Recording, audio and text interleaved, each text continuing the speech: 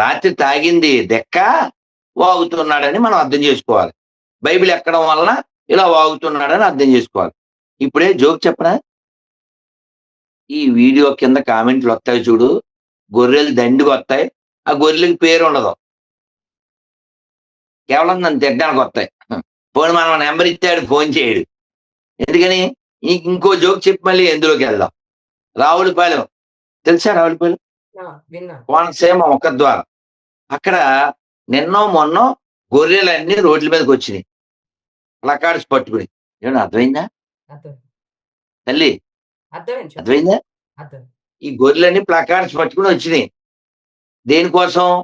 వాళ్ళు ఏ మతంలో ఉన్నారో ఆ మతంలో దేవుడు చవట, ఆడు కూడెట్టలేకపోతున్నాడు, మా కూడెట్టేది కులమే, కాబట్టి మాకు కులం కావాలి అని రోడ్డెక్కినాయి. ఇప్పుడు వాడు అలా వాగడంలో అసలు ఆశ్చర్యపడద్దు, కోపం కూడా తెచ్చుకోవద్దు. మనం ఎప్పుడైనా, అది ఏం సినిమా శంకరదాదా, అందులో హేట్ డిసీజ్ నాట్ పేషెంట్, అంతేనమ్మా. రోగిని ప్రేమించారు, రోగాన్ని ద్వేషించారు. ప్రకాష్ రాజ్ ఎవరు? ఇంగ్లీష్ లో రోగు, తెలుగులో రోగి.